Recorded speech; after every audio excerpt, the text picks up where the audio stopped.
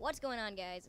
MW55 here with a brand new series, episode 1, called Outside the Map. In this series, I'm going to be taking you to some of the interesting locations that you can't quite see from the map, which is quite curious as to why they're actually there.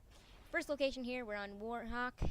First location is a cemetery. Now, this is really interesting because you can't see this from the map. You have to go to spectator mode.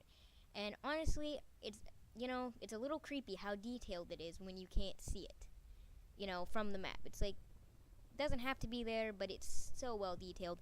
And past the graveyard, there is a little village, little neighborhood. Most of the houses are just copy and paste, copy of each other. And then we have this church with an interesting tower there. The windows have been boarded up.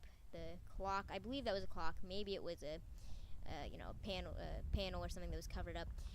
Next up, this is right behind the patch of grass that everyone likes to lay in. This is your football field. Now, I'm not, a big football fan, but I assume if you're a football fan, this would be a pretty interesting thing to see. Obviously, the Warhawks, that's the football team. You have some tackling dummies right over here, which is pretty interesting in itself. Now, these I thought you guys should see.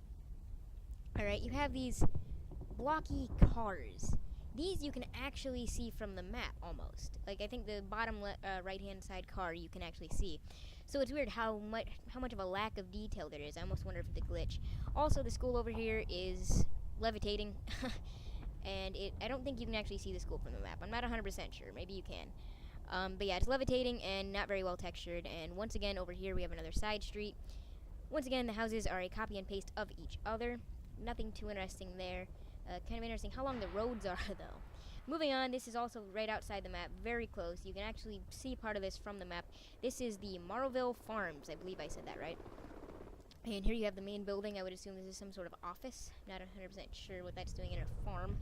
But you can see the silos there, as well as a tower, and all the flames in the background too, but we're going to get closer to that. Not really a whole lot to say, about this. It's really well detailed, even the parts you can't see, which is pretty cool. It's pretty cool to know that this is here. It would actually be pretty interesting if this was part of the playable map. All the silos to hide behind, plenty of cover. That would be pretty awesome.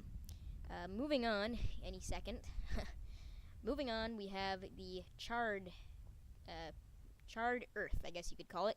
A lot of burnt buildings, and this is another creepy factor of this map, just to think that, maybe people lived there, or, obviously it's a video game, but still, it's kind of creepy, seeing all these burnt up houses, and this was something I actually had a lot of fun exploring. A friend of mine, Rebel, and I, we were exploring outside of the map, and we came across these, which you really can't see that well from inside the map. I think you might be able to see one or two of the buildings, but back here, past the smoke screen, where the ground begins to look very undetailed, is yet another house.